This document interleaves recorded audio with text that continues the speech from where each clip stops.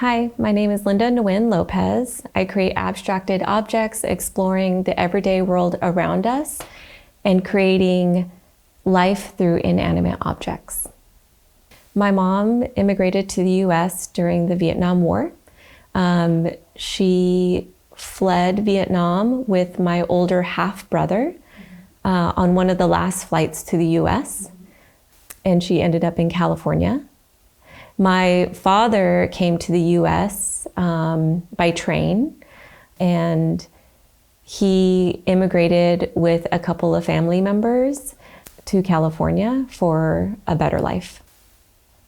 As a first-generation American, I struggled with a lot of cultural identities, and understanding my own heritage. I only learned English. I didn't learn Spanish or Vietnamese. So I often would try to fit in as an American and kind of put all of my cultural identities away because my parents thought I would become more successful. So a lot of these ideas and kind of histories that I should have inherited, I am just now discovering through my artwork. So growing up in the US, my parents had to work really hard for me to provide for my brother and I.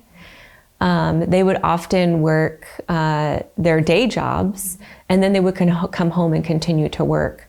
My mother would make cakes and sell them on the weekends, like birthday cakes and wedding cakes. She would do beautiful piping with flowers and very large wedding cakes. And she did a lot of sewing. She made a lot of my clothes. And my father would come home and he would weld like folk art. So he would find scrap metal, all from his day job, and he would make lawn birds for the lawn or metal sculptures. So for me, like craft, the idea of craft was around me without me even knowing it. So I understood what it meant to make something with my hands.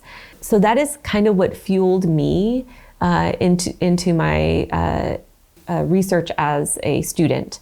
I didn't know why I was drawn to art, but once I completed my degrees, I realized it was in my blood. I saw it every day all around me, and I was a maker, just like my parents were. The Dust Furry series is an exploration of the relationships of objects. I like to think of the idea of dust and how it feels with the objects that it sits on, and how the objects feel about the dust. Oftentimes, dust can be seen as a sign of uncleanliness, the passing of time, or something forgotten. And I wonder how dust feels about the object that it sits on. Is it a resting place? Is it its home? And what is the relationship between these two things? The Dust Furry is kind of an ongoing series that I've created, exploring this idea of the life of inanimate objects. And for me, it's a continuous exploration.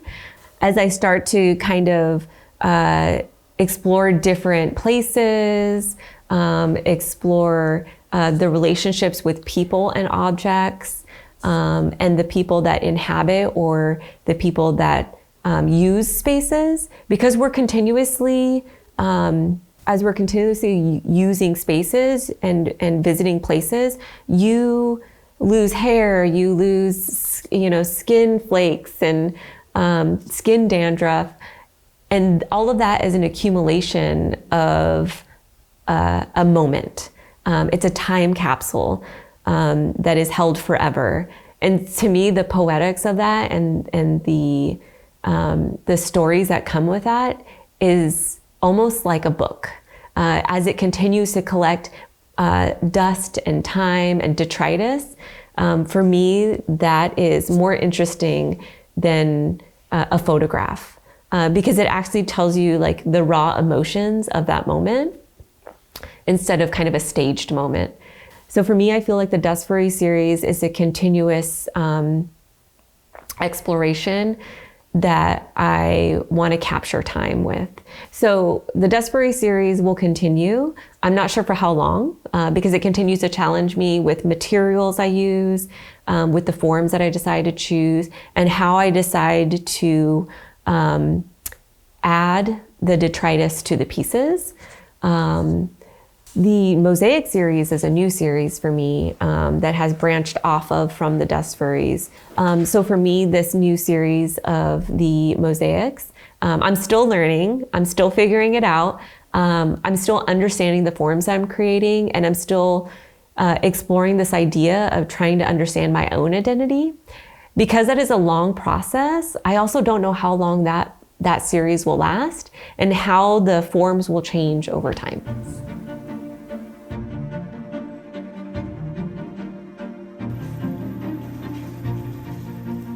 Hi, my name is Stephen Young Lee. I'm a Korean-American artist here in Gwangju for the ACC residency.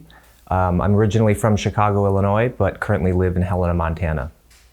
So my parents first immigrated to the United States. They were both the first people in their family to come, and they met and were married around the Chicago area, which is where I was born. Growing up as a Korean-American has always been a bit of a challenge because I always felt as though I was sort of in between Korean and American culture. And I did know a lot of other people who were also Korean American, so I had, friends that were going through similar experiences. But I think that when we were growing up, there's always a little bit of embarrassment, I think, about Korean culture in America. But now that's changed quite a bit. So for my children, for example, I think that there's a lot more pride that they have in the Korean culture, and for myself as well. Included in the exhibition at the ACC are some pieces from my Deconstructed series, which are a series of vessels or vase jar forms that have been collapsed or have cracked and warped in the kiln. So those pieces I've been working on for a number of years, and they kind of speak to like recalibration of our sense of perfection and sort of the pursuit of perfection, both in ceramics, but then also just kind of in our day-to-day lives. And being able to be open to kind of new experiences, new results, seeing beauty in things that maybe previously we weren't able to sort of understand or accept. So that work for me has been, kind of endlessly exciting and exhilarating because the results are always different, and each piece is very unique in its in the iterations that come out of the kiln. And that's something that I think I'm very excited about, is that each object has its own individual identity rather than kind of a preconceived notion of what it should be. But it sort of allows the pieces to kind of reveal themselves and show something that maybe we could never have imagined. While I've been here in Gwangju, I wanted to focus on a series of moon jars for inclusion as part of the commission component of this residency.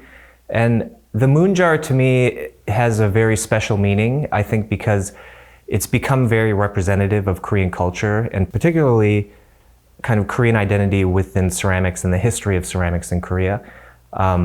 Even during the Olympics, the moon jar was sort of featured prominently as a symbol of Korean pride and culture. And I think in ceramics that the moon jar has also become a very popular form, in a similar way that Korean culture has started to proliferate and become much more exciting for people in, all around the world. So for me, I felt like the moon jar was, as just a form or as an image, something that is very specifically Korean, and very identifiable as that. So I wanted to focus on that, making the vessels out of that same vein. So I'm making these moon jars that are very recognizable, but then I will be applying glazes on them that have color associations that are sort of related to American culture. So it's speaking to my own personal identity as a Korean American and some of the questions that I have about existing within these different spaces. All of my sculptural vessels are very specific in terms of the forms and the shapes that I'm choosing to make, and they are typically they're forms that sort of exist within specific cultures. So they might be Korean forms, they might be European forms, or Chinese forms.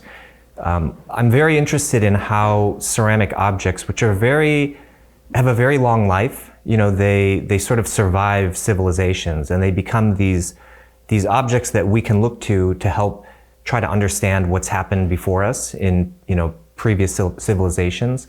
So often I'm choosing very iconic forms from specific cultures so that they are recognizable to people, perhaps seeing them in books or in movies or maybe in your own home, and then allowing those forms to collapse and kind of deconstruct in the kiln. And it's a similar way that I source pattern material. So for me, pattern language is a very interesting language because you see them sort of originate in certain parts of the world, but then they'll sort of travel, into different parts of different regions of a country, into other continents. So often you might see things originate in China and then they'll come over to Korea, or they might move over to Germany, but then each local culture will maybe adapt it or change it a little bit based on local tastes, local interests, local aesthetic values.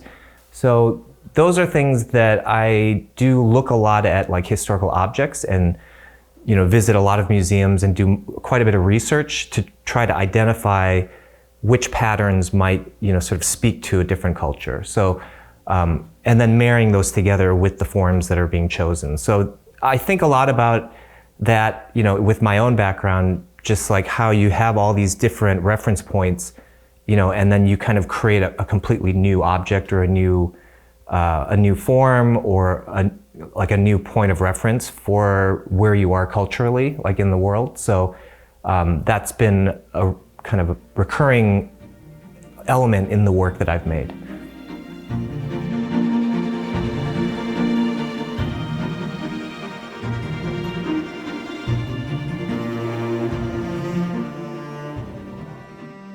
I immigrated to the US when I was 2 years old.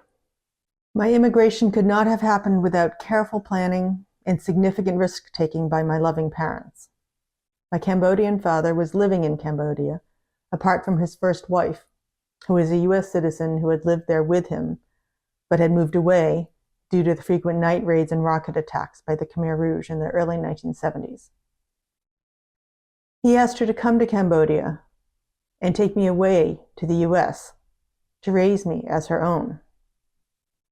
So in July 1974, she traveled there to a politically destabilized region of the world with significant, active military activity during the height of the American war in Vietnam. She stayed for 2 weeks, officially adopted me, and then brought me to the US. My father remained in our lives through written correspondence for another 9 months, until he disappeared when the Khmer Rouge claimed complete control of the country. My mother was loving and committed and raised me as a single parent, with devoted support by her parents, with whom we lived. When I arrived to the neighborhood, from my memory, I was the only person without European heritage. It felt like I was the only person who was Asian. I did feel very different because of this, and also because I already had a very different background than my neighborhood and school friends. My mother and I would occasionally visit Boston's Chinatown.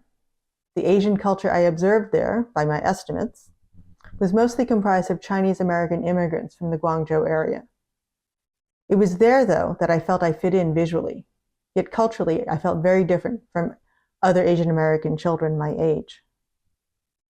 My family members were native English speakers, and I learned the language from them, so I didn't speak in the same manner as other adult Asian Americans I met at the time.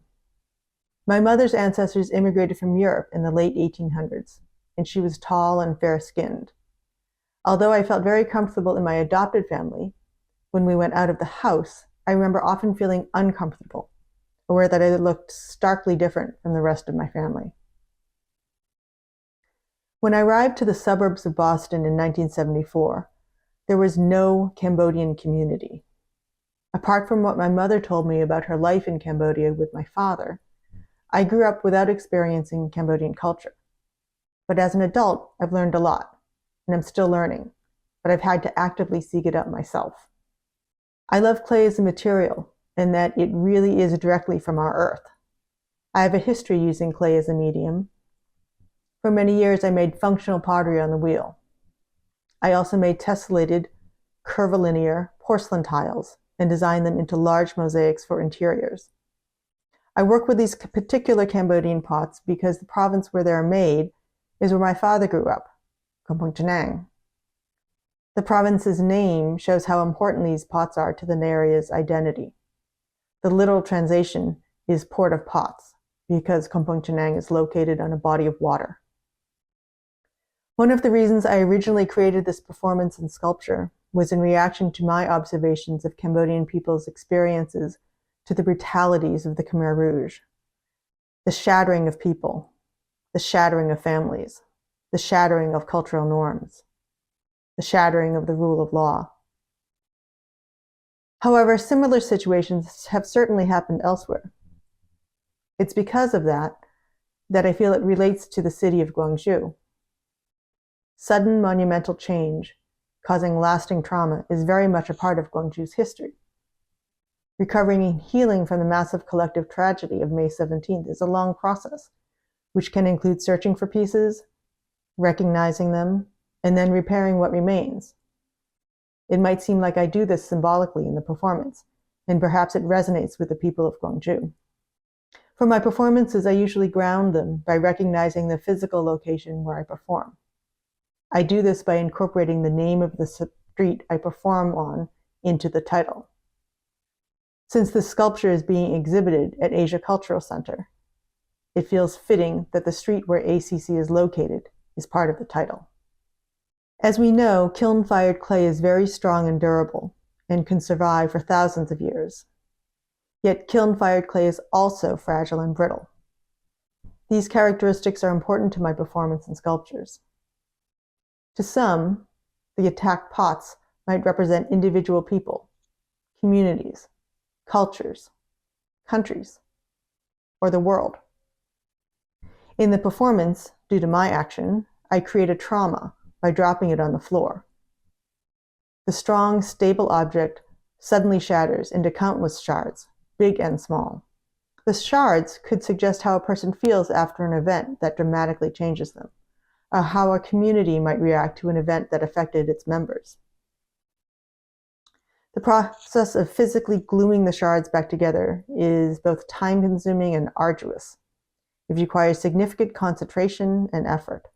Similar to individual people, cultures, and societies, healing from being shattered involves attention, remembrance, and concerted effort.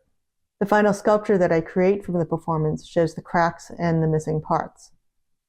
And though the object has been repaired as much as possible to its original shape, the sculpture wears scars and functions differently than before it was broken. Now, people can be resilient and have an immense capacity to heal and transform, though they are never the same as before.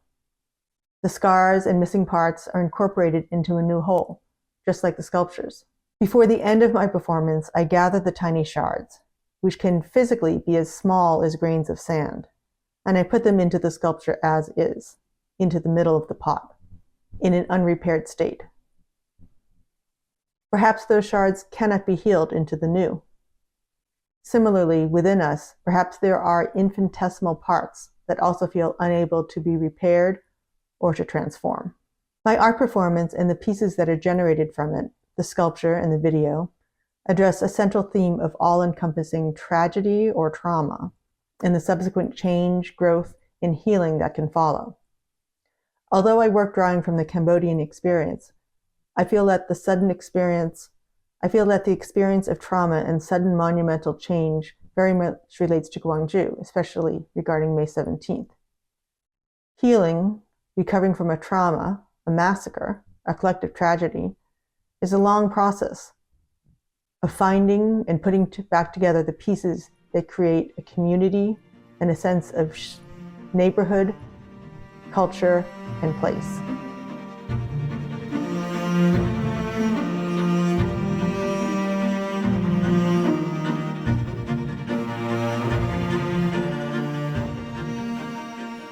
안녕하세요, Seo입니다. I was born in Incheon, South Korea, but I currently live in Los Angeles, California. So I was adopted at 9 months old, and predominantly I grew up in West Tennessee, in America's southern region. And from then I moved kind of all over the place and found myself in Los Angeles. Growing up, I didn't have much of a connection with my Korean heritage. Again, it was all about assimilating to America, being American, eating American food, playing sports. But when I moved to Los Angeles, I realized that there was something missing in my identity, mainly because Los Angeles specifically has the largest Korean population outside of Korea. And it made me realize that I didn't know much about my Korean identity. So one of the first things that I did to connect with my heritage was start discovering touch points of Korean culture through food.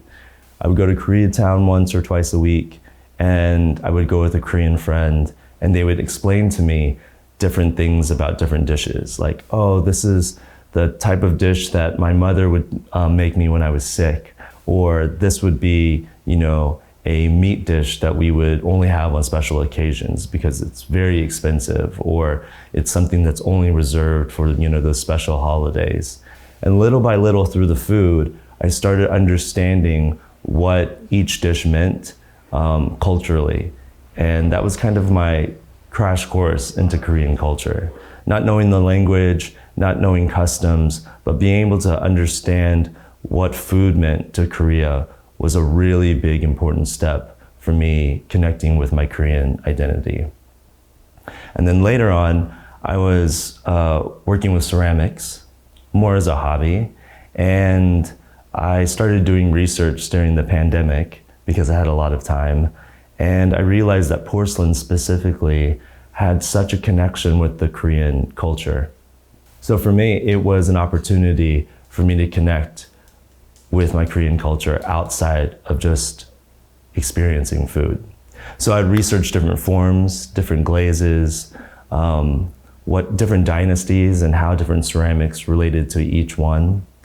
And then I started making my own work, which was so important because up to this point, I hadn't been able to have something that was truly mine. I was eating food that was prepared for me. I was going to restaurants. And the physical action of eating was mine, but I didn't know how to make it. I didn't know the ingredients. But with ceramics, I started having this visual language that was tied to this ceramic culture, this ceramic history. And then my love of plants came into play in terms of abstracting these forms. So I'd work on making a moon jar or a peach vase, and then I would extract these forms based on different things that I was growing in my garden. And after a while, I just accumulated all of these different shapes and forms that really resembled my specific culture, my Korean American culture. Even with different plants that I would use, I would render them with cobalt oxides, which is super traditional. But instead of cherry blossoms, I would put California poppies. So again, it was always this really great practice to be able to not only emulate Korean culture, but create Korean culture, Korean American culture, and something that was truly mine and something that I could give and talk freely about to other Korean Americans, Koreans, even white people, talking about my touch points with my Korean heritage. I mean, it's definitely been challenging working with new materials. For the first time in my life, I'm working with Korean porcelain as opposed to American porcelain, which definitely has come with its challenges. But I think I look at the work that I have made here in Gwangju, and I see someone who is being influenced not just by photos of Korea, but of Korea itself, of the people, of the food, of the culture. And it's really nice to see my work here in Korea. The ceramics that I was making to connect with my Korean culture have brought me here to Korea, and I think that's a beautiful full circle moment. I'm actually making an installation. It's called Cycle of a Moon Jar, And in Korean culture, you know, the moon denotes a passage of time. And I feel like from whence I started this practice, this ceramic practice, and all of the things that were behind the motives, connecting with my Korean culture, trying to have a sense of belongingness, being able to have this full circle moment, being here in Korea, making moon jars, making this specific piece about a cycle. It's just beautiful and very poetic.